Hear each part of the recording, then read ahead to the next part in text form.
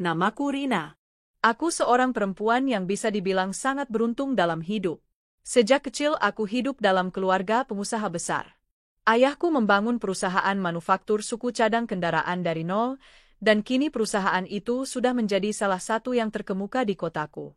Sebagai anak pertama sekaligus satu-satunya anak perempuan, aku dididik untuk kelak menjadi penerus perusahaan. Meski kehidupanku bergelimang kemewahan, orang tuaku selalu menanamkan nilai kerja keras dan kesederhanaan. Aku tidak pernah menjadi anak manja yang hanya bisa memerintah. Justru aku tumbuh menjadi perempuan yang cekatan, disiplin, dan gigih. Sejak SMA aku bersahabat dengan Dian. Kami satu sekolah, satu kelas, bahkan duduk sebangku hampir 3 tahun. Dian bukan berasal dari keluarga kaya, ayahnya seorang pegawai kantor kelurahan, ibunya berjualan kue di rumah. Tapi itu tak pernah menjadi masalah. Justru aku sangat nyaman bersahabat dengannya.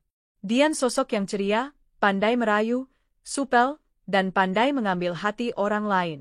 Banyak orang menyukainya. Kami terus bersahabat hingga kuliah. Bahkan ketika aku melanjutkan kuliah bisnis keluar kota, Dian sering datang mengunjungiku. Setelah lulus, aku langsung terjun ke perusahaan ayahku, belajar dari bawah sambil pelan-pelan naik posisi sesuai kemampuanku. Dian memilih bekerja di perusahaan lain, tapi kami tetap dekat. Hingga akhirnya aku bertemu Arman. Arman adalah pria tinggi, berwajah teduh, pandai bersikap, yang saat itu menjadi salah satu manajer proyek konstruksi rekanan perusahaan kami. Kami awalnya hanya bertemu dalam rapat kerja, tapi perlahan pertemuan-pertemuan itu membuatku jatuh hati. Arman berbeda dari pria lain yang sering mendekatiku hanya karena latar belakang keluargaku. Dia tulus, perhatian, membuatku merasa dihargai sebagai perempuan, bukan hanya sebagai putri pengusaha. Hubungan kami berjalan lancar. Setahun kemudian, Arman melamarku. Pernikahan kami diadakan dengan meriah. Dian menjadi pendamping pengantin wanita, berdiri di sampingku dengan senyum lebarnya yang aku percaya tulus. Aku merasa dunia benar-benar sempurna hari itu. Aku punya suami yang baik, keluarga yang harmonis, perusahaan yang sedang berkembang pesat, dan sahabat yang selalu mendukungku. Setelah menikah, Arman memutuskan untuk berhenti dari pekerjaannya dan membantu mengelola cabang perusahaan kami di bidang properti. Itu membuat kami lebih sering bekerja sama. Aku senang karena itu artinya kami bisa saling mendukung lebih erat. Sementara itu, Dian belum menikah. Dia sering datang ke rumah, kadang menginap. Aku tak pernah merasa risih. Bahkan aku merasa Dian seperti saudara perempuanku sendiri. Jika kami makan malam di rumah, Dian selalu hadir, bercanda, tertawa bersama kami. Kadang dia membawakan kue buatan ibunya, kadang hanya datang untuk menemaniku curhat tentang pekerjaan. Suatu hari, aku yang kala itu sedang kekurangan tenaga marketing untuk proyek perumahan baru, terbersit ide untuk mengajak Dian bergabung. Aku tahu Dian pandai berbicara, bisa menarik hati orang, dan pasti cocok mengurus promosi. Dengan senang hati Dian menerima tawaranku. Rin, makasih banget ya. Kamu tuh bener-bener sahabat terbaikku. Aku nggak akan sia-siain kepercayaan kamu, ucap Dian waktu ku tawarkan kontrak kerja dengan gaji yang cukup besar. Ya ampun, Dian, kamu ini dari dulu terlalu formal sama aku. Udah anggap aja ini rumah kedua kamu juga. Anggap perusahaan ini perusahaan kita bareng-bareng, jawabku sambil menepuk tangannya. Sejak saat itu, Dian semakin sering berada di rumah maupun kantor. Aku merasa nyaman karena ada 2 orang yang paling aku sayang, suami dan sahabatku. Kadang kalau aku pulang malam dari kantor pusat, aku melihat mereka berdua sedang ngobrol di ruang keluarga. Dian tertawa renyah, Arman ikut tertawa, kadang sampai menepuk-nepuk sofa. Aku tidak pernah curiga. Justru aku senang melihat 2 orang kesayanganku akrab. Kupikir itu tandanya keluarga kami makin hangat. Waktu berjalan, perusahaan terus berkembang. Aku makin sibuk. Hampir setiap hari rapat dengan klien besar, mengurus pabrik yang sedang ekspansi, juga mempersiapkan cabang baru di kota sebelah. Dalam 1 minggu, bisa 2 atau 3 hari aku pulang larut malam, bahkan kadang harus menginap di luar kota untuk bertemu investor. Setiap kali aku pulang, Dian sudah ada di rumah, membantu Arman membereskan berkas-berkas proyek properti. Aku hanya bisa tersenyum, Merasa beruntung punya sahabat yang begitu peduli. Kasihan Dian ya, harus kamu repotin terus, kataku pada Arman suatu malam. Ah, dia nggak merasa direpotin kok. Dian malah bilang senang bisa bantu-bantu, jawab Arman sambil memeluk pundakku. Ya udah, kalau gitu besok kita ajak Dian makan di restoran favorit dia. Biar dia senang juga, usulku. Arman hanya mengangguk dan mencium keningku. Semua terasa normal. Aku tak melihat ada retak sedikit pun dalam rumah tangga kami. Sampai pada satu malam di bulan Desember itu. Malam itu hujan deras, aku pulang lebih cepat karena meetingku dibatalkan. Aku ingin memberi kejutan pada Arman dengan membawakannya kue kesukaannya. Begitu masuk rumah, lampu ruang keluarga mati. Aku kira mereka sudah tidur. Tapi dari arah ruang kerja Arman, samar-samar kudengar suara tawa. Aku berjalan pelan, tidak ingin mengagetkan mereka. Tapi justru aku yang terkejut. Dari celah pintu yang sedikit terbuka, kulihat Dian duduk di meja Arman, kakinya menggantung santai. Sementara Arman berdiri di dekatnya, tangan mereka bertaut. Dian tertawa kecil, Arman menatapnya penuh kelembutan. Lalu Arman mendekat dan mengecup bibir Dian. Aku tercekat. Sekujur tubuhku panas dingin. Rasanya seperti baru saja dihantam petir tepat di dada. Lututku lemas. Aku hampir saja menjatuhkan kotak kue yang kubawa. Cepat-cepat aku mundur, menahan isak, lalu masuk ke kamar tamu dan mengunci diri di sana. Semalaman aku menangis tanpa suara, tak ingin mereka tahu kalau aku sudah melihat semuanya. Hati dan pikiranku berperang. Harus apa aku sekarang? Mengamuk? Memarahi mereka? Atau pura-pura tidak tahu? Paginya, ketika aku keluar kamar, Dian sudah tidak ada. Hanya Arman yang duduk di ruang makan, sibuk membaca koran. Sayang, kamu kenapa tidur di kamar tamu? Tanyanya santai, seolah tak terjadi apa-apa. Aku menatapnya lekat-lekat. Ingin rasanya berteriak, memukul, menumpahkan seluruh amarah. Tapi lidahku keluh. Enggak apa-apa. Aku kecapean semalam, jawabku pelan, memaksakan senyum. Hatiku berkecamuk hebat. Tapi aku butuh waktu. Aku tak mau gegabah. Aku ingin memastikan, apakah itu hanya satu kesalahan, atau memang mereka sudah menjalin hubungan di belakangku sejak lama. Mulai hari itu, setiap tawa Dian dan Arman terdengar di telingaku bagai pisau yang mengiris perlahan. Aku masih menahan diri, masih mencoba mengamati. Karena aku tidak ingin menghancurkan semuanya hanya karena salah paham. Namun aku tidak tahu bahwa ini baru permulaan. Bahwa sebentar lagi, dua orang yang paling aku percaya di dunia ini akan bersama-sama menusukku dari belakang dengan cara yang paling menyakitkan. Sejak malam ketika aku memergoki Arman dan Dian berciuman di ruang kerja, hidupku terasa berjalan di atas bara. Setiap langkah terasa membakar, setiap napas terasa menyesakkan dada. Namun aku belum berani mengambil keputusan. Hatiku terlalu rapuh, dan rasa sayangku pada keduanya masih membungkam logikaku. Aku memilih menahan sakit itu sendiri. Berpura-pura tidak tahu. Mencoba membujuk diriku kalau mungkin itu hanya sekali. Khilaf. Mungkin mereka menyesal dan tidak akan mengulanginya lagi. Tapi rasa curiga telah meracuni pikiranku. Aku jadi lebih waspada, diam-diam mengamati gerak-gerik mereka. Awalnya, aku memang tidak menemukan sesuatu yang jelas. Mereka bersikap normal di hadapanku. Dian tetap dengan tawanya yang ceria, Arman masih dengan peluk cium hangatnya padaku. Tapi tatapan mereka, sesekali saling menangkap, terlalu lama, terlalu dalam untuk sekadar sahabat ipar.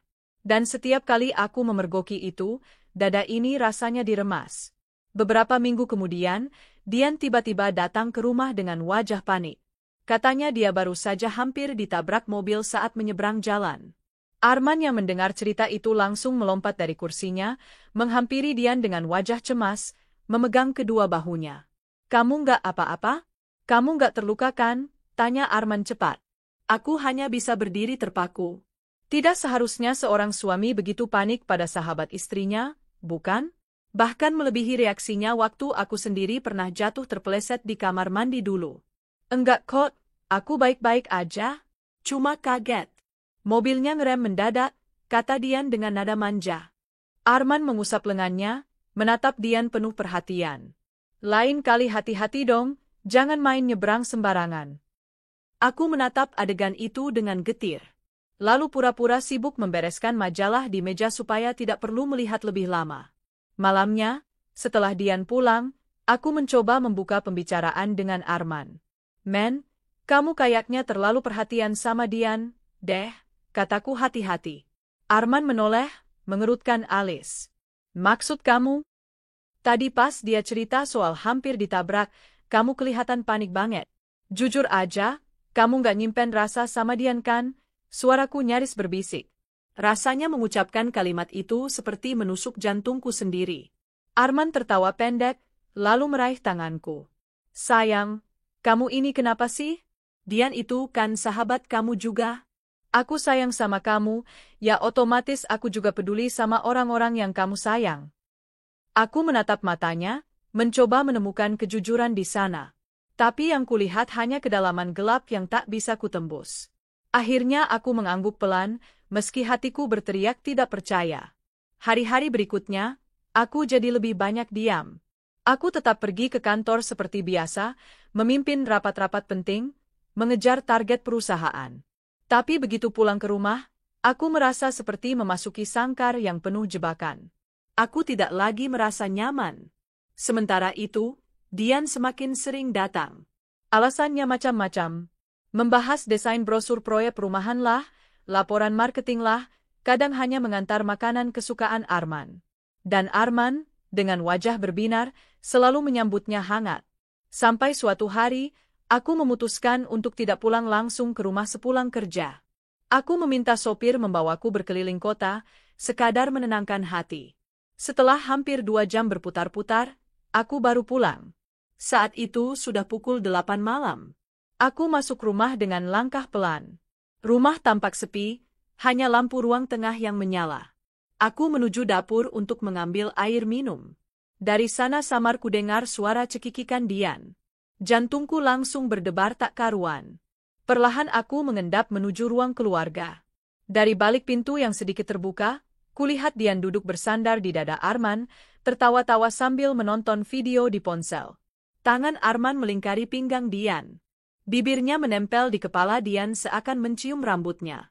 Tanganku gemetar hebat. Gelas yang kugenggam hampir terjatuh. Aku menahan napas, cepat-cepat mundur sebelum mereka sadar aku mengintip. Air mataku langsung jatuh.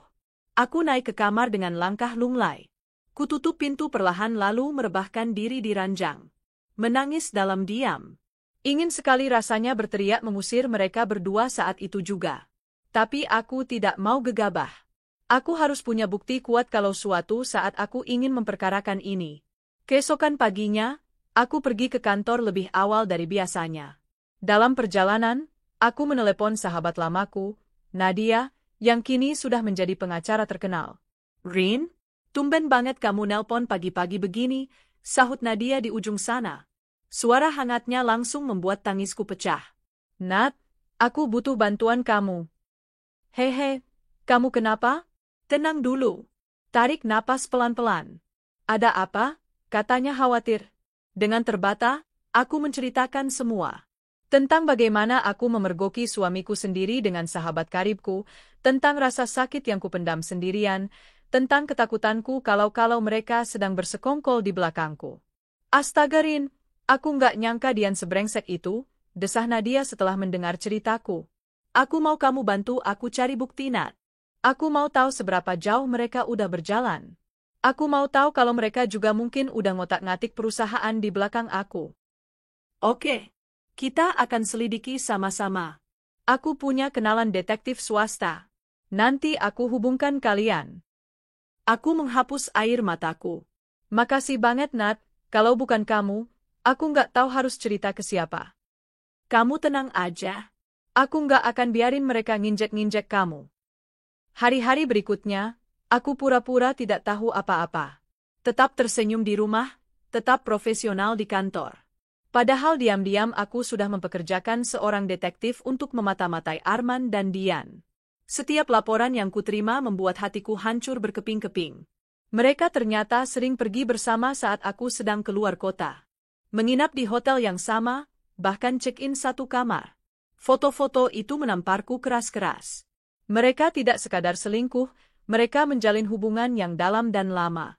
Tidak hanya itu, detektifku juga menemukan bukti Dian sering mengatur staf marketing untuk mengalihkan dana promosi ke rekening pribadinya, dengan restu Arman yang kini memegang beberapa wewenang strategis di anak perusahaan. Mereka bukan hanya mengkhianati cinta, tapi juga merongrong hartaku perlahan-lahan. Satu sore, ketika Arman pulang dari kantor cabang, aku menatapnya dalam diam. Dia tersenyum, mencium pipiku, lalu beranjak mandi tanpa curiga sedikitpun. Padahal dalam hatiku, amarah sudah membara. Tapi aku menahannya. Aku ingin permainan ini berjalan lebih panjang. Aku ingin mereka merasa sudah menang, supaya saat waktunya tiba, tamparanku pada harga diri mereka jauh lebih sakit. Beberapa minggu kemudian, benih pengkhianatan itu tumbuh semakin besar. Suatu malam, saat makan malam bertiga dengan Dian yang sengaja menginap, aku pura-pura menyinggung soal rencana perluasan bisnis. Aku lagi kepikiran mau buka proyek resort di puncak, tapi butuh orang kepercayaan banget untuk memegang cash flow-nya. "Kamu siap bantuin aku kan, men?" tanyaku lembut. Arman hanya melirik Dian sekilas sebelum menjawab, "Tentu dong sayang, kamu tenang aja." Dian ikut menyahut, "Wah seru banget tuh Rin, nanti aku bisa bantu marketingnya ya." Aku tersenyum miring. Dalam hati, aku tahu betul mereka pasti melihat ini peluang baru untuk mengeruk keuntungan lebih banyak. Dan aku sengaja memberi mereka tali panjang, biar nanti saat ku tarik tiba-tiba, mereka akan tercekik dengan jerat buatan mereka sendiri. Suatu pagi, Nadia datang ke rumahku dengan membawa setumpuk berkas hasil audit internal yang dia lakukan diam-diam lewat orang dalam. "Rin, kamu harus lihat ini," kata Nadia dengan wajah serius. Aku membuka berkas itu dengan tangan gemetar. Laporan keuangan palsu, transaksi fiktif, transfer ke rekening atas nama orang dekat Dian. Semua terang benderang di sana. Bukti perselingkuhan bisnis sekaligus perselingkuhan hati. Air mataku menetes, tapi kali ini bukan karena hancur, melainkan karena campuran lega dan amarah yang akhirnya punya dasar kuat. "Aku udah siap Nat," kataku lirih. "Bagus. Sekarang kita tinggal tunggu waktu yang tepat buat nyeret mereka ke lubang mereka sendiri." Aku mengepalkan tanganku. Untuk pertama kalinya sejak semua ini bermula, aku merasakan nyala kekuatan dalam dadaku. Aku berjanji, mereka akan membayar semuanya.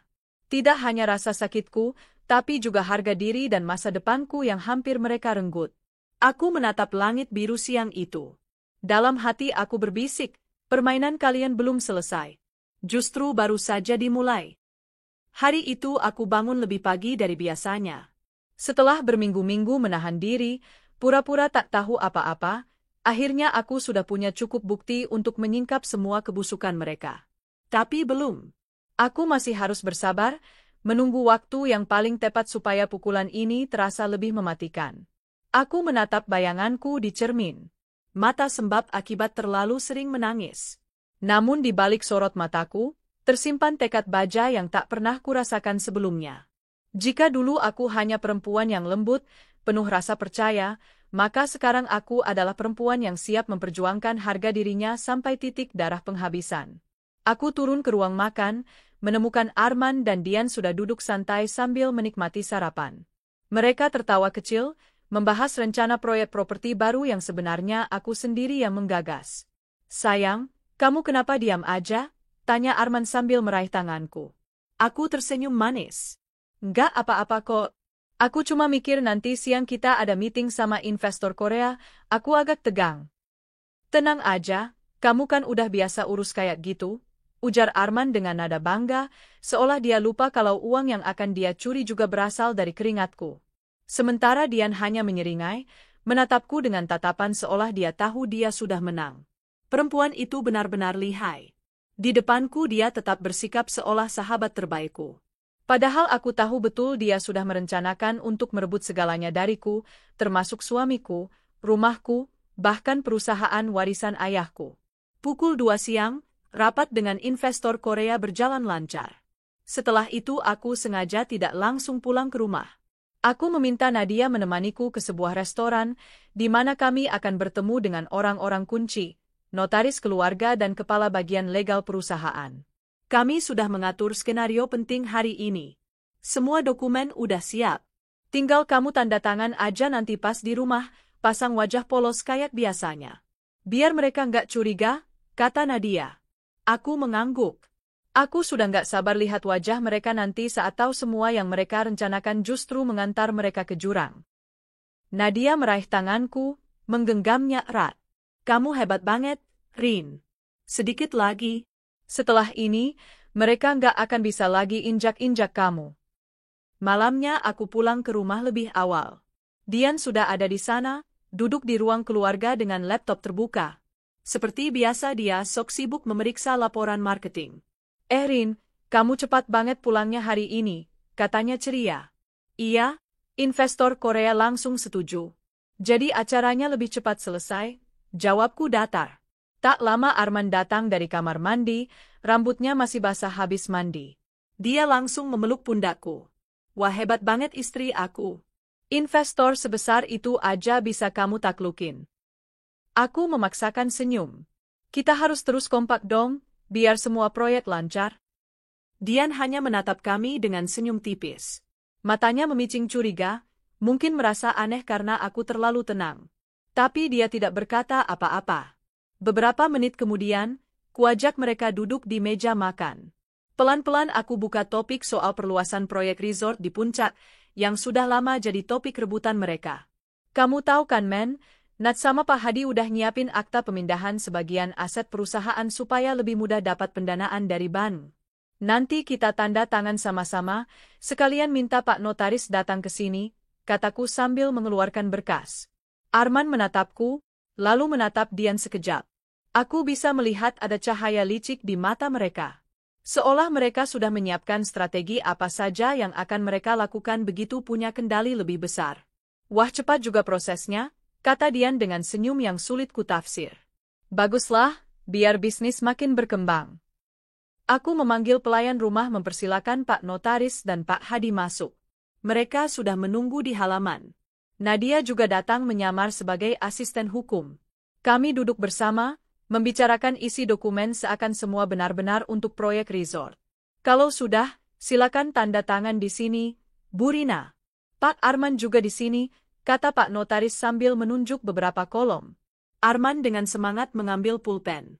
Dian tampak sumringah, menunggu dengan sabar di sampingnya. Aku pura-pura membaca perlahan, lalu menandatangani dengan santai. Beberapa menit kemudian, semua selesai. Arman dan Dian saling pandang. Mereka pasti merasa sudah selangkah lebih dekat untuk menguasai semua harta ini. Beberapa hari kemudian, perangkap itu mulai menutup dengan sempurna. Pagi itu, aku sengaja pamit lebih awal ke kantor. Namun diam-diam, aku kembali dan bersembunyi di kamar tamu bersama Nadia serta 2 orang staf audit internal. Kami menunggu dengan sabar. Dan tak lama kemudian, Dian datang dengan mobilnya, masuk ke rumah dengan langkah percaya diri. Tak lama, Arman muncul menyambutnya. Aku menahan napas di balik pintu. Dari celah sempit, kulihat mereka berpelukan. Dian menatap Arman dengan manja, tangannya melingkar di leher suamiku. Kita udah hampir dapetin semuanya, men. Tinggal sedikit lagi. Setelah resort itu jalan, kita bisa pakai dana rolling buat alihin modal ke perusahaan baru kita diam-diam. Rina mana ngerti kayak ginian, kata Dian dengan suara pelan namun jelas. Tenang aja, sayang. Rina terlalu percaya sama aku. Dia nggak bakal curiga kalau nanti uangnya perlahan-lahan kita alihin. Lagian dia sibuk banget, mana sempet cek transfer-transfer kecil kayak gitu. Darahku mendidih. Nadia meremas tanganku, memberi kode untuk tetap diam. Kami harus menunggu saat yang tepat. Tak lama kemudian, Dian tertawa kecil. Aku nggak sabar deh kalau semua ini beres. Kita bisa nikah beneran, harta Rina semua jatuh ke kita. Arman mencium pipi Dian sambil berbisik, iya, nanti kalau semua udah dipegang, kita tinggal buang Rina pelan-pelan. Aku menutup mulutku menahan tangis. Sakitnya bukan main. Tapi aku bersyukur, karena semua ini direkam oleh kamera kecil yang sudah dipasang staf auditku sejak tadi. Semua suara terekam jelas. Bukti sempurna untuk menghancurkan mereka. Malamnya, aku pura-pura pulang dari kantor seperti biasa. Dian masih ada di rumah, makan malam sambil tertawa dengan Arman. Mereka benar-benar tidak tahu bahwa hidup mereka akan berubah total malam itu juga. Aku duduk di meja makan, menatap mereka berdua bergantian. Perlahan, aku tersenyum. Kalian kelihatan bahagia banget ya akhir-akhir ini. Arman hanya tertawa canggung. Dian meneguk air putih, pura-pura polos. Nggak salah dong kita happy, proyek kita jalan terus, jawab Dian cepat. Aku mengangguk pelan. Betul juga? Oh iya, Nat, Pak Notaris, Pak Hadi, kalian boleh masuk sekarang. Dian dan Arman langsung terperangah saat melihat orang-orang itu masuk membawa berkas tebal. Pak Hadi juga membawa laptop, langsung menyambungkan ke TV ruang keluarga. Dalam hitungan detik, rekaman video siang tadi muncul di layar besar. Mereka berdua pucat pasi. Dian menutup mulutnya, Arman langsung bangkit, menunjuk-nunjuk layar. Kamu sengaja pasang kamera di rumah kita? Kamu melanggar privasi aku. Aku bangkit dari kursi, menatap mereka dengan dingin. Privasi? Kamu serius ngomong kayak gitu, men? Setelah kalian merencanakan ngerampok semua hartaku, ngehina aku di belakang, bahkan mau buang aku setelah semua beres. Dian bangkit mencoba meraih tanganku. Rin, dengerin dulu. Aku menepis tangannya kasar. Kamu pikir aku bodoh, Dian? Dari awal aku tahu kalian selingkuh. Tapi aku diam karena aku mau lihat sampai sejauh mana kalian menyiapkan pengkhianatan ini. Arman berjalan mendekat. Sayang, ini nggak seperti yang kamu kira. Semua ini. Cukup, bentakku membuat mereka terdiam. Kalian sudah tanda tangan dokumen hari itu kan? Yang kalian kira buat alih aset resort? Itu sebenarnya dokumen pelepasan wewenang kalian berdua dari perusahaan, plus surat persetujuan audit khusus yang bikin semua transaksi kalian terbuka. Kalian dengan sukarela udah menyerahkan semua bukti kejahatan kalian sendiri. Dian menatap Arman panik. Kamu bohong kan? Arman, bilang itu bohong. Pak Hadi berdiri sambil mengeluarkan surat penetapan sementara. Mulai malam ini, berdasarkan hasil audit dan dokumen yang sudah sah, perusahaan membekukan seluruh wewenang saudara Arman dan saudari Dian. Dan polisi akan segera datang untuk memproses laporan penggelapan serta penipuan. Tiba-tiba terdengar suara mobil polisi berhenti di depan rumah. Detak jantungku menggema keras. Arman langsung berlari ke pintu, tapi dua petugas sudah masuk. Pak Arman, Bu Dian. Kami dari kepolisian, mohon ikut kami ke kantor untuk pemeriksaan. Dian menjerit, mencengkeram lengan Arman. Kamu janji sama aku kita bakal kaya raya. Kamu men? Arman hanya tertunduk, wajahnya seperti orang kehilangan nyawa. Aku menatap mereka tanpa rasa iba sedikit pun. Silakan dibawa Pak, kataku tenang pada polisi. Begitu pintu tertutup, Nadia memelukku erat. Tangisku pecah. Tangis lega, bukan lagi luka. Kamu berhasil, Rin. Kamu berhasil ngelindungin diri kamu, keluargamu, dan warisan orang tuamu dari orang-orang serakah itu. Aku mengusap air mataku sambil menghela napas panjang. Iya, Nat. Dan mulai sekarang, aku akan hidup untuk diriku sendiri. Bukan untuk orang-orang munafik yang cuma tahu caranya menghisapku sampai habis. Kami berdua menatap ruang keluarga yang kini sunyi. Untuk pertama kalinya sejak lama, aku merasa benar-benar merdeka. Pagi itu rumahku terasa sunyi, tapi kali ini kesunyian itu menenangkan. Tak ada lagi tawa palsu Dian. Tak ada lagi sapaan mesra Arman yang ternyata hanya racun. Untuk pertama kalinya setelah sekian lama, rumah ini terasa menjadi milikku sepenuhnya lagi. Aku berjalan menyusuri lorong rumah, menyentuh dinding-dindingnya seakan ingin menegaskan pada diriku sendiri bahwa ini adalah rumahku. Tempatku berlindung. Tempat segala luka diobati dan masa depan dibangun ulang. Di ruang tamu, Nadia duduk sambil mengecek dokumen. Dia sudah seperti saudariku sendiri kini. Menjadi saksi sekaligus tamengku melewati badai paling besar dalam hidup. Nat, terima kasih ya. Kamu nggak pernah ninggalin aku. Kamu bahkan lebih dari sekadar pengacara. Kamu sahabat sejati, kataku tulus. Nadia menatapku lalu menggenggam tanganku. Rin, kamu nggak pernah sendirian. Kamu itu terlalu baik selama ini, terlalu percaya sama orang lain. Sekarang saatnya kamu hidup untuk diri kamu sendiri. Aku mengangguk pelan. Air mata menetes tapi kali ini bukan karena sakit. Rasanya seperti beban puluhan kilogram terangkat dari pundak. Tak lama kemudian, Pak Hadi datang bersama tim audit internal. Kami berkumpul di ruang kerja. Tim audit menunjukkan laporan final pasca pembekuan wewenang Arman dan Dian. Terlihat jelas bagaimana mereka sudah merancang penyelewengan dana cukup lama, dengan jumlah yang sangat besar jika tidak segera dihentikan. Bu Rina, dengan bukti-bukti ini, selain kasus pidana yang sudah berjalan, kita bisa ajukan gugatan perdata. Semua aset mereka akan dibekukan untuk menutupi kerugian perusahaan, kata Pak Hadi. Aku menarik napas panjang. Lakukan semuanya sesuai hukum. Aku nggak mau 1 rupiah pun hasil kerja keras karyawan kita jatuh ke tangan pengkhianat. Siap, Bu. Di hatiku, ada kepuasan tersendiri melihat semuanya berjalan di jalur hukum.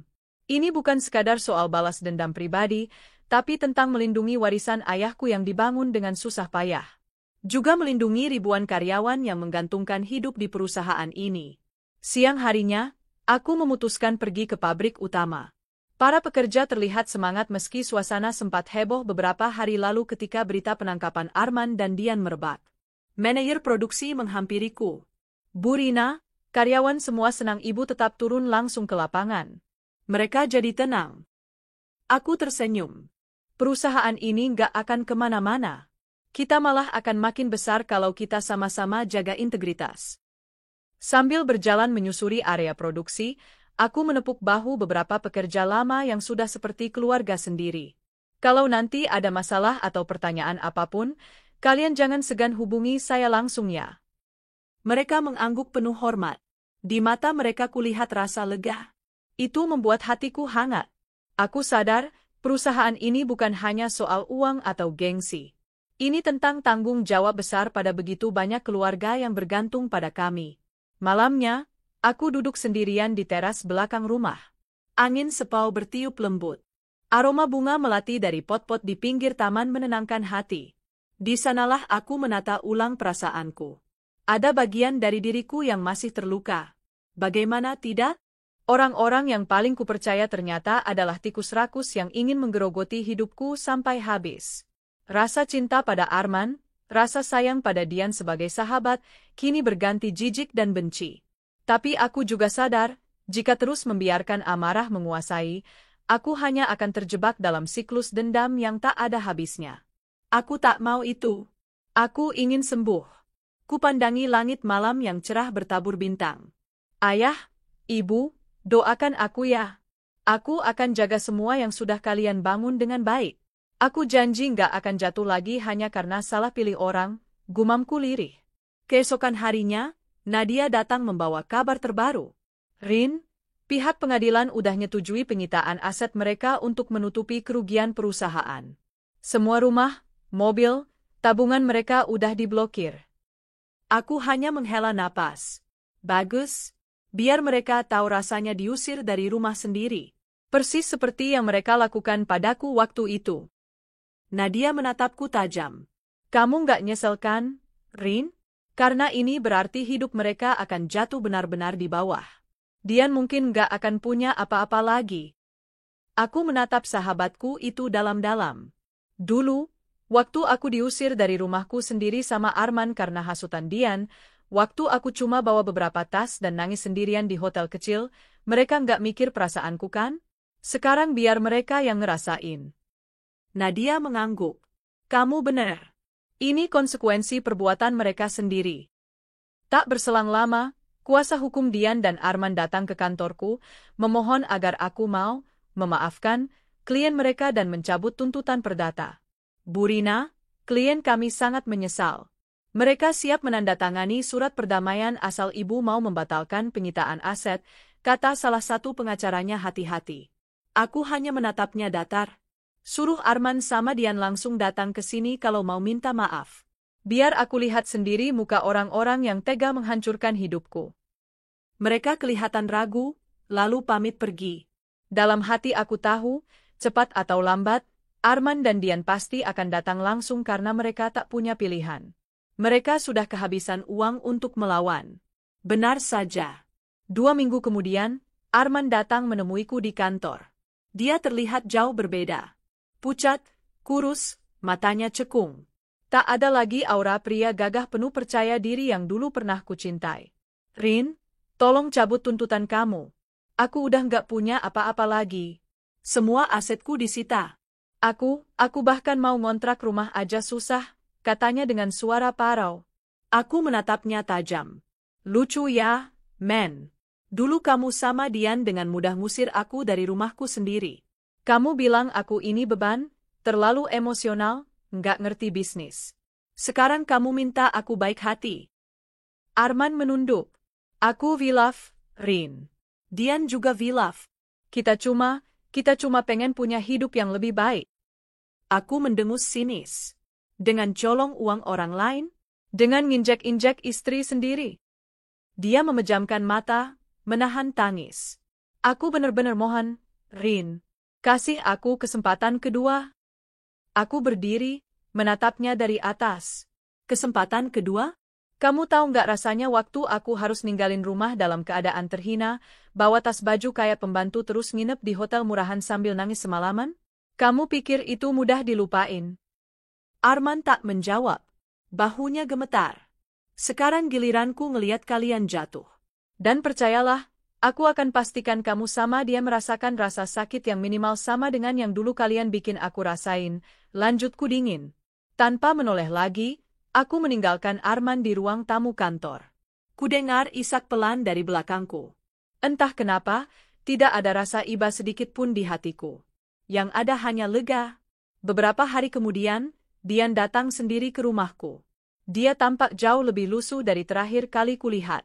Rambutnya awut-awutan, wajahnya kusam. Dia menunggu di gerbang rumah hampir 1 jam sampai akhirnya aku memutuskan menemuinya. Rin, please, kasihanin aku Rin, semua uangku udah habis buat biaya hukum. Rumah mamaku juga mau disita. Aku janji nggak akan ganggu kamu lagi. Cabut aja tuntutannya, pintanya dengan suara parau. Aku menatapnya lekat-lekat. Aku pernah nganggep kamu saudara sendiri, Dian. Kamu ingat nggak dulu kamu suka nginep di sini? Makan bareng, curhat bareng, bahkan aku sampai bikinin kamu kamar khusus. Tapi kamu balas semua itu dengan tidur sama suami aku, sama-sama ngerampok perusahaan keluargaku. Dian terisak. Aku hilaf, Rin, demi Tuhan, aku hilaf, aku cuma butuh uang waktu itu. Aku nggak tahu bakal sejauh ini. Aku menghela napas panjang. Kamu salah, Dian. Kamu tahu persis apa yang kamu lakuin. Kamu sadar, kamu rencanain, kamu bahkan bangga waktu Arman nurut sama kamu. Jadi jangan pura-pura bodoh sekarang. Dian berlutut di depanku. Air matanya jatuh membasahi teras. Aku mohon Rin, ampuni aku. Aku hanya memandangnya dingin. Kamu tahu rasanya dihinain orang yang paling kamu percaya? Sekarang giliran kamu yang tahu. Lalu aku berbalik masuk ke rumah, meninggalkan Dian terisak di depan gerbang. Kualami penutupan gerbang pelan-pelan. Sampai akhirnya dia tak terlihat lagi. Malamnya, aku duduk di ruang kerja sendirian. Kubuka album foto lama. Di sana banyak foto masa-masa SMA, saat aku dan Dian selalu bersama. Ada foto kami saat ulang tahunku ke-17, saat Dian menggendongku tertawa-tawa. Ada juga foto hari pernikahanku dengan Arman, Dian berdiri di sampingku sambil merangkul bahuku. Semua foto itu kini hanya menggoreskan perih. Perlahan-lahan, aku merobeknya satu persatu, melepaskan masa lalu yang tak layak lagi kusimpan. Setelah semuanya habis, aku menghela napas panjang. Untuk pertama kalinya dalam beberapa bulan, dadaku terasa lapang. Luka ini memang belum sepenuhnya sembuh. Tapi setidaknya, aku sudah mengambil kendali lagi atas hidupku. Aku berjanji pada diriku sendiri, mulai besok aku akan membangun segalanya lagi dengan hati-hati. Aku tidak akan membiarkan siapapun lagi menguasai hatiku dan memporak-porandakan hidupku. Ini awal baru bagiku. Dan untuk mereka yang sudah mengkhianatiku, biarkan hidup yang keras memberi pelajaran, seperti pahitnya pelajaran yang sudah mereka berikan padaku.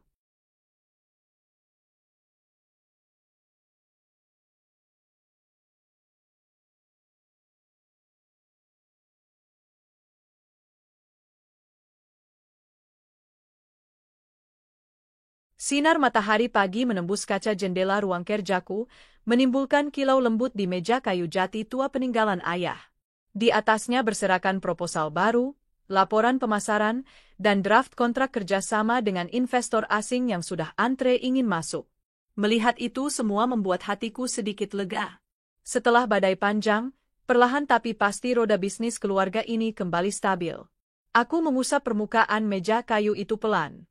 Dalam hati seolah ku dengar suara ayah menasihati, jaga baik-baik perusahaan ini, nak. Jangan pernah biarkan orang salah masuk dan merusaknya. Aku menarik napas panjang. Aku janji, ya. Aku janji. Beberapa bulan telah berlalu sejak Arman dan Dian ditangkap polisi. Kasus mereka berproses cepat. Bukti video, rekaman suara, hingga transaksi rekening yang jelas membuat hakim tak ragu menjatuhkan hukuman berat.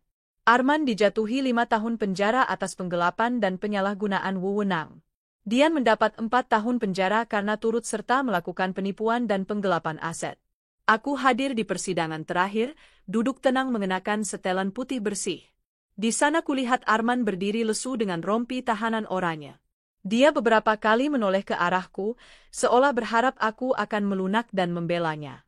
Tapi aku hanya menatapnya datar, lalu memalingkan wajah. Sementara Dian, dengan wajah lusuh dan mata sayu, terus menunduk. Mungkin malu, mungkin hancur oleh rasa takut akan masa depan yang gelap. Bagaimana tidak?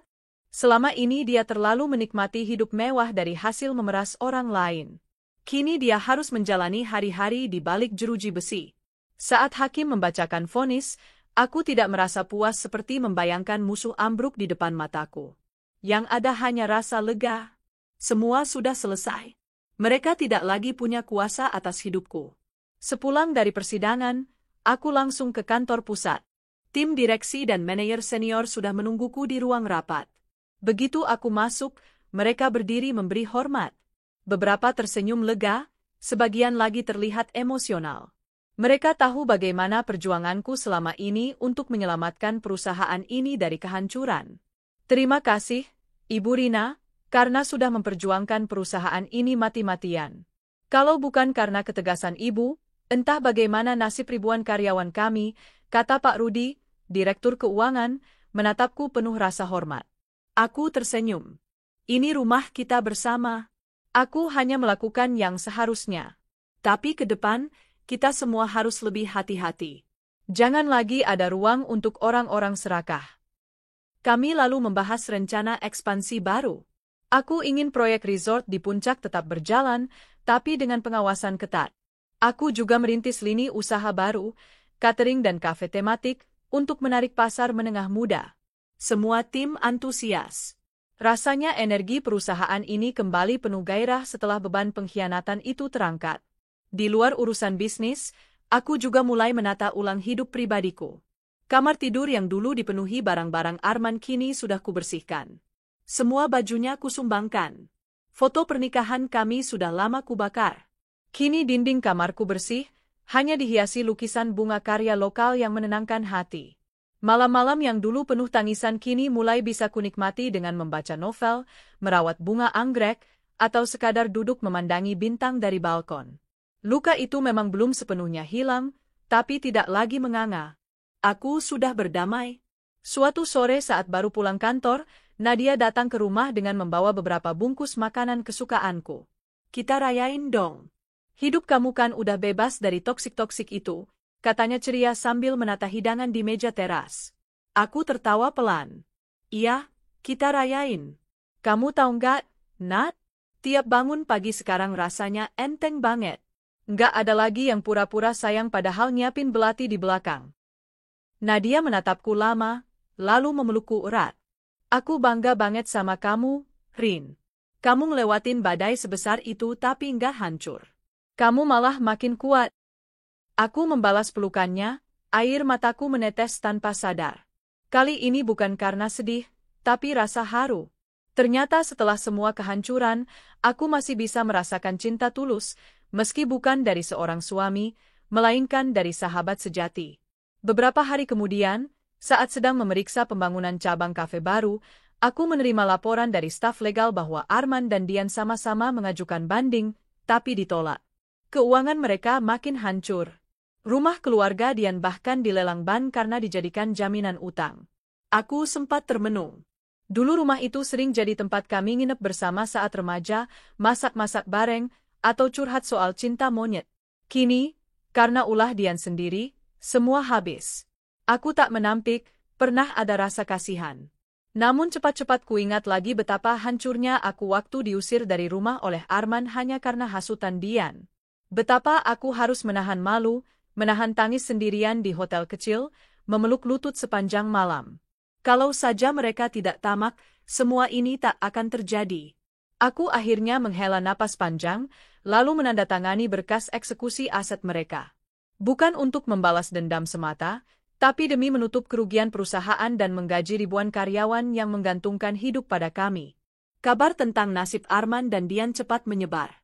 Beberapa kenalan yang dulu selalu mendekati mereka kini menghilang. Aku bahkan dapat kabar dari sopir lamaku yang kebetulan masih berhubungan dengan driver pribadi Arman, bahwa Arman kini mulai menulis surat dari penjara memohon dikirimi uang ke sanak saudara jauhnya. Sementara Dian kabarnya beberapa kali pingsan karena stres berat. "Rina, mereka benar-benar jatuh," kata Nadia saat kami sedang makan malam di kafe kami yang baru buka. Aku hanya mengangkat bahu. Mereka menuai apa yang mereka tanam. Mungkin itu cara semesta mengajari mereka pelajaran paling keras. Nadia mengangguk setuju. Dan lihat kamu sekarang. Perusahaan makin maju, karyawan makin semangat. Kamu makin cantik dan bahagia. Aku tertawa. Amin. Tapi serius, Nat, sekarang aku jauh lebih hati-hati. Nggak gampang percaya. Aku bangun sistem pengawasan internal baru, biar nggak ada lagi kasus kayak ini. Suatu hari, aku memutuskan untuk berjalan-jalan sendiri ke puncak, melihat progres resort kami. Aku menjejakkan kaki di tanah lapang yang kelak akan berdiri bangunan mewah dengan taman luas, kolam renang, dan villa-villa cantik. Angin gunung bertiup pelan, mengibaskan rambutku. Di sana aku memejamkan mata, menarik napas dalam-dalam. Rasanya damai. Di titik itulah aku merasa benar-benar memulai hidup baru. Bukan hidup yang dikendalikan suami atau sahabat palsu. Bukan juga hidup yang penuh rasa takut akan dikhianati. Aku mengulurkan tangan, seakan menggenggam angin. Terima kasih Tuhan, Kau beri aku ujian, tapi Kau juga beri aku kekuatan untuk melewatinya. Malamnya di villa kecil yang kami sewa sementara, aku duduk di balkon menatap kerlap-kerlip lampu kota jauh di bawah sana. Aku membuka laptop, membaca ulang laporan bulanan perusahaan. Semua grafik naik. Penjualan meningkat, brand kami makin kuat. Tapi yang paling membuatku bangga adalah bagaimana para pekerja di pabrik dan kantor merasa lebih diperhatikan. Mereka tidak lagi takut perusahaan akan kolaps akibat ulah orang serakah. Di inbox email, kulihat ratusan ucapan terima kasih dari staf. Beberapa menulis panjang, menceritakan bagaimana keluarga mereka bisa tetap makan, anak mereka bisa tetap sekolah karena perusahaan ini bertahan. Aku menangis lagi malam itu. Tapi air mata bahagia. Karena ternyata, luka-luka yang kubawa tak sia-sia. Dari luka itu aku belajar, menguat, dan bisa menjaga lebih banyak orang. Dini hari sebelum tidur, Nadia menelepon. Dia baru saja pulang dari Jakarta dan memberi kabar bahwa seluruh gugatan balik Arman dan Dian ke pengadilan perdata ditolak. Hukum sepenuhnya berpihak padaku. Rin, mereka habis total. Semua aset mereka sah jadi sitaan buat nutup utang dan ganti rugi. Hidup mereka bakalan jauh lebih berat mulai sekarang, kata Nadia. Aku menghela napas panjang, lalu tersenyum. Biarkan saja, Nat. Hidup akan mengajarkan mereka cara jadi manusia. Tugas kita udah selesai. Aku mematikan telepon, lalu berbaring menatap langit-langit kamar. Untuk pertama kalinya dalam bertahun-tahun, aku tidur dengan hati benar-benar damai. Pagi berikutnya, aku bangun dengan senyum lebar. Kutulis sebuah catatan di buku jurnal kecilku. Hari ini aku memilih untuk hidup dengan tenang. Bukan dengan dendam, tapi dengan pelajaran berharga yang menjadikanku lebih kuat. Aku memaafkan diriku sendiri karena pernah begitu mudah percaya. Aku berterima kasih pada masa lalu, meski pahit, karena darinya aku belajar menjadi perempuan yang lebih waspada, lebih tangguh, dan lebih mencintai diriku sendiri. Aku menutup buku itu, lalu melangkah ke jendela, membuka tirai lebar-lebar. Sinar mentari pagi masuk, menari-nari di wajahku. Hari baru dimulai. Hidupku dimulai lagi, kali ini tanpa beban masa lalu. Dan aku siap, lebih siap dari sebelumnya, menatap masa depan dengan keyakinan penuh. Pagi itu udara terasa lebih hangat dari biasanya. Burung-burung kecil berkicau di sela-sela pepohonan di taman belakang rumahku, seolah mengiringi langkahku yang ringan. Aku berjalan tanpa alas kaki, menikmati embun pagi yang menempel di rumputan. Rasanya seperti terapi bagi jiwa yang dulu terlalu sering luka. Sudah lebih dari 6 bulan sejak semua badai besar itu berlalu. Hidupku perlahan menemukan ritmenya kembali. Aku bangun pagi, mengurus pertemuan bisnis, memimpin rapat, lalu menghabiskan sore menata taman rumah atau membaca buku. Tak ada lagi teror, tak ada lagi drama pengkhianatan yang menyesakkan.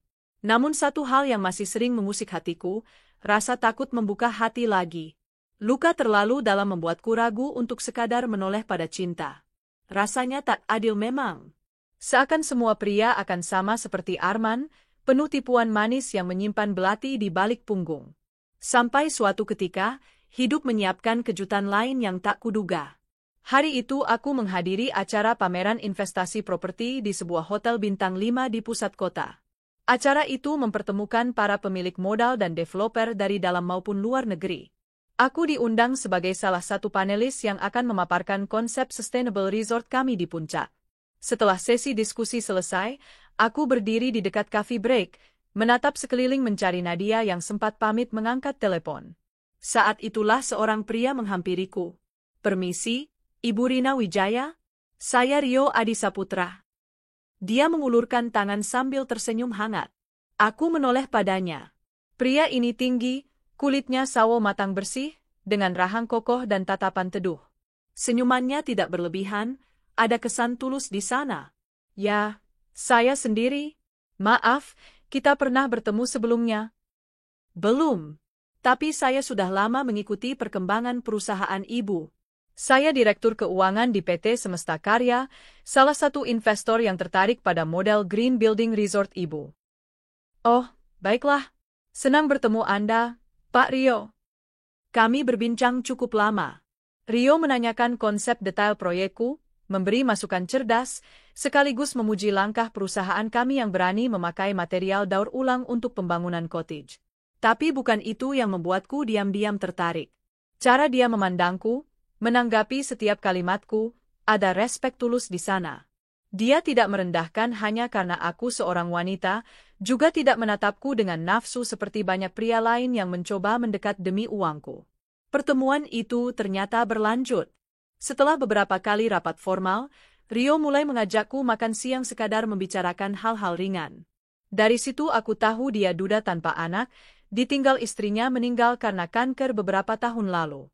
Dia bercerita tentang bagaimana sepinya rumah besar yang dulu penuh tawa, betapa dia sempat mengunci diri dari dunia luar hampir 2 tahun. "Aku pikir aku nggak akan pernah bisa senyum lagi, Bu Rina," katanya pelan pada suatu makan siang. Aku menatapnya lembut. "Kamu nggak sendiri kok. Aku juga pernah merasa begitu." Rio mengerjap. "Oh iya, aku lupa, kamu pasti lebih berat lagi. Dikhianati orang-orang terdekat." Aku menghela napas. "Iya, tapi hidup harus jalan terus, kan?" Dia mengangguk. "Betul. Dan sekarang kita bisa saling menguatkan." Kata-katanya sederhana. Tapi entah kenapa malamnya aku menangis lagi. Bukan karena sedih, melainkan lega. Untuk pertama kalinya dalam waktu yang sangat lama, aku merasa benar-benar dimengerti. Hari-hari berikutnya berjalan manis. Rio mulai mengisi ruang kosong yang sudah lama membeku di hatiku. Dia tak pernah menuntut. Dia hanya ada, menemani dalam diam, atau menertawaiku saat aku lupa di mana menaruh kunci mobil. Dia menemaniku saat meninjau resort ke puncak, bahkan ikut duduk di teras menyesap teh sambil menatap kabut turun. Suatu sore, aku dan Rio duduk berdampingan di dek kayu menghadap hutan pinus. Angin sore meniup pelan. Dia menggenggam tanganku, hangat dan pasti. "Rin, boleh aku bilang sesuatu?" katanya pelan. Aku mengangguk. "Aku jatuh cinta sama kamu. Bukan karena siapa kamu, Bukan karena perusahaanmu, tapi karena kamu yang tetap berdiri meski dunia rasanya runtuh. Kamu wanita paling tangguh yang pernah aku temui. Hatiku berdegup kencang. Kupikir aku akan panik. Akan menolak atau mundur lagi seperti biasanya. Tapi ternyata tidak. Aku justru tersenyum kecil. Aku takut memulai lagi, Rio. Takut dikhianati. Aku juga takut, tapi aku mau berani. Kita sama-sama belajar lagi, pelan-pelan. Aku menatap matanya yang jernih, lalu meremas tangannya lebih erat. Baiklah, kita sama-sama belajar. Sementara hidupku perlahan diselimuti kehangatan baru, kabar tentang Arman dan Dian makin menyedihkan. Dari laporan tim legalku, aku tahu keluarga Dian yang dulu sering pamer harta kini harus menjual mobil satu-satunya untuk biaya pengacara. Orang tuanya jatuh sakit karena stres, adiknya harus putus kuliah. Arman di penjara juga tak lebih baik. Aku mendapat laporan tak resmi dari seseorang yang kenal kepala sipir. Katanya Arman pernah dipukuli napi lain karena masalah utang rokok. Mukanya lebam-lebam, bahkan sempat dirawat di klinik dalam penjara. Mendengar itu, aku hanya diam. Dulu aku pasti menangis kalau tahu dia disakiti. Tapi sekarang, hatiku beku. Biar dia menuai akibat dari semua kebusukan yang dia lakukan. Suatu malam, aku duduk bersama Nadia dan Rio di kafe kami yang makin ramai pengunjung. Kafe itu adalah proyek kecil yang sangat kusayangi. Desainnya penuh kaca dengan taman mini di tengah, tempat orang bisa duduk santai sambil minum teh bunga. Setiap sudutnya seperti mewakili bab baru hidupku, bersih, sederhana, dan penuh ketenangan. Kamu bahagia sekarang, Rin? Tanya Nadia tiba-tiba. Aku menoleh padanya, lalu menatap Rio yang duduk menggenggam tanganku. Ya, aku bahagia. Luka itu masih ada, tapi sudah nggak berdarah lagi. Dan aku punya kalian. Itu lebih dari cukup. Rio mencium punggung tanganku. Aku janji bakal jaga kamu, Rin. Bukan hartamu, tapi hatimu. Aku menatap matanya yang tulus. Terima kasih, Rio. Aku juga janji akan terus belajar percaya. Beberapa minggu kemudian, proyek resort kami akhirnya grand opening. Rio dan Nadia ada di sampingku saat aku memotong pita, diiringi tepuk tangan para tamu undangan dan para pekerja bangga yang selama ini bekerja keras mewujudkannya. Beberapa anak petani lokal bahkan membawakanku bunga. Saat aku berdiri menatap bangunan indah itu, dadaku penuh rasa syukur. Semua ini nyaris hancur karena keserakahan dua orang yang dulu paling kupercaya. Tapi lihat sekarang, semuanya tetap tegak. Bahkan lebih indah dari bayanganku dulu. Kalau kamu nggak kuat waktu itu, Rin, kita nggak akan lihat ini berdiri hari ini, kata Nadia dengan mata berkaca-kaca. Aku merangkulnya erat. Aku kuat karena kalian nggak ninggalin aku.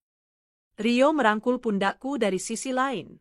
Dan sekarang tugas kita, bikin semua ini makin berkembang. Biar makin banyak orang terbantu. Aku mengangguk. Iya, biar semua luka kemarin gak sia-sia.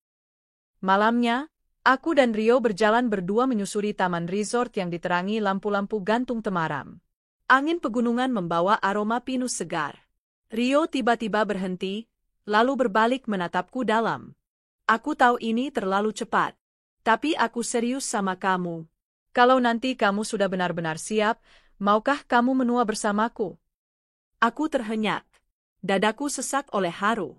Air mata menetes tanpa bisa kutahan. Bukan karena sedih, melainkan rasa syukur luar biasa. Aku mengangguk pelan. Aku mau, Rio. Asal kita jalaninnya pelan-pelan, nggak buru-buru. Aku masih belajar percaya lagi. Rio tersenyum lega, lalu memelukku erat. Kita pelan-pelan aja, sayang. Yang penting kita sama-sama. Di pelukannya, untuk pertama kali dalam hidupku aku merasa aman. Seolah semua yang retak dulu mulai menutup sendiri, membentuk fondasi baru yang lebih kokoh. Dan di malam penuh bintang itu, aku akhirnya tahu satu hal pasti, bahwa hidup selalu memberi kesempatan kedua. Bukan untuk mengulang masa lalu, tapi untuk membangun masa depan yang lebih bijak. Dengan cinta yang lebih murni, dan hati yang lebih dewasa. Matahari sore perlahan tenggelam di ufuk barat, menebar semburat jingga yang memantul pada kaca-kaca resort kami di puncak. Angin gunung bertiup lembut, membuat dedaunan pinus berdesir menenangkan. Di balkon salah satu villa, aku duduk bersandar pada kursi rotan sambil memeluk secangkir teh hangat. Rio duduk di sampingku, menatap langit dengan pandangan damai. Sudah setahun berlalu sejak sidang terakhir Arman dan Dian. Banyak hal berubah. Luka-luka lama yang dulu seperti jurang dalam, kini hanya tinggal parut tipis. Tidak hilang, tapi sudah tidak lagi menyakitkan. Hanya pengingat agar aku tak mengulangi kebodohan yang sama. Beberapa bulan terakhir hidup kami benar-benar stabil. Perusahaan berkembang pesat. Cabang kafe makin ramai, resort penuh pemesanan hampir sepanjang tahun. Aku tak hanya memimpin perusahaan, tapi juga memulai program sosial baru. Bersama Rio dan Nadia, kami membangun yayasan untuk membantu anak-anak petani sekitar agar bisa sekolah lebih tinggi. Setiap kali melihat anak-anak itu belajar dengan riang, hatiku selalu hangat. Seakan Tuhan sedang menunjukkan padaku betapa tak sia-sianya semua air mata kemarin. Kalau waktu itu kamu menyerah, Rin, kita nggak akan duduk di sini sekarang, kata Rio pelan sambil mengusap tanganku. Aku menoleh padanya, tersenyum lembut. Iya. Dan kalau waktu itu aku nggak terluka, mungkin aku juga nggak akan ketemu kamu. Rio tertawa kecil, lalu mencondongkan tubuh dan mencium keningku lama. Aku bersyukur kamu mau sembuh. Karena kalau kamu tetap menutup hati, aku nggak akan pernah bisa bahagiain kamu. Aku meremas jemarinya. Terima kasih karena sabar banget nunggu aku siap. Kamu berharga banget buat aku, Rin. Luka-luka kamu, masa lalu kamu, itu semua bagian dari perempuan hebat yang sekarang duduk di sampingku. Aku memejamkan mata, menikmati momen penuh kehangatan itu. Dulu aku pikir tak akan ada lagi pria yang bisa membuatku merasa aman. Ternyata salah. Rio datang bukan untuk mengambil apapun dariku. Dia hanya ingin ada di sampingku, menopangku saat aku hampir jatuh, lalu berjalan sejajar tanpa menuntut apapun. Sementara aku dan Rio makin dekat, kabar tentang Arman dan Dian makin memudar. Setelah banding mereka ditolak, keduanya menjalani masa tahanan dengan berat. Aku tak pernah lagi mengikuti detailnya.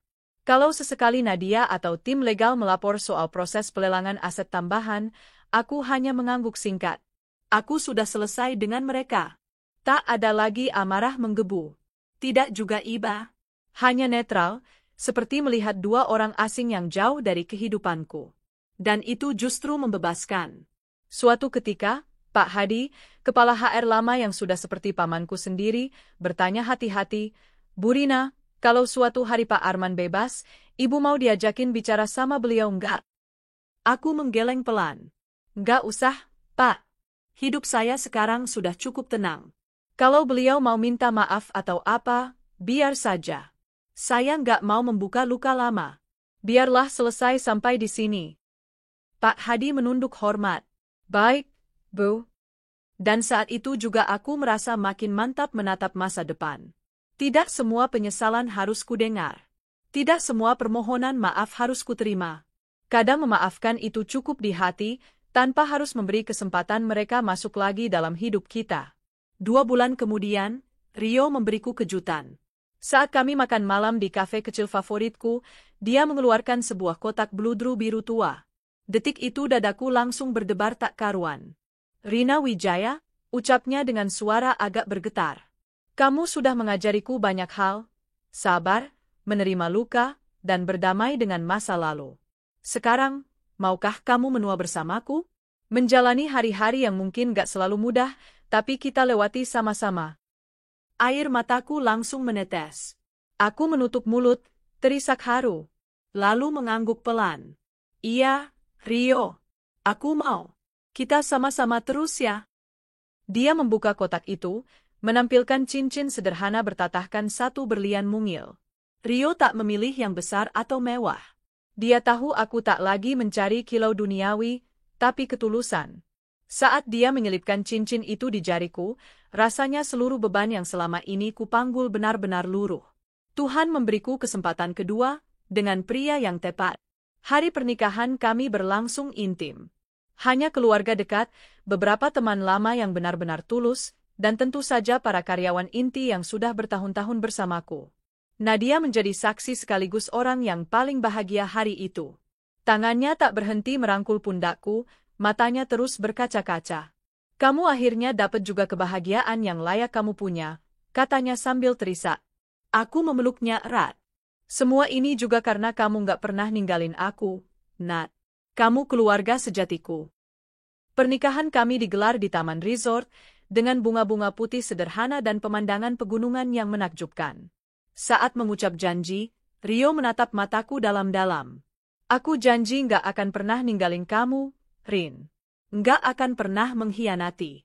Luka kamu juga lukaku. Bahagia kamu juga bahagiaku. Aku balas menatapnya dengan air mata jatuh. Aku janji juga gak akan pernah menutup hatiku lagi.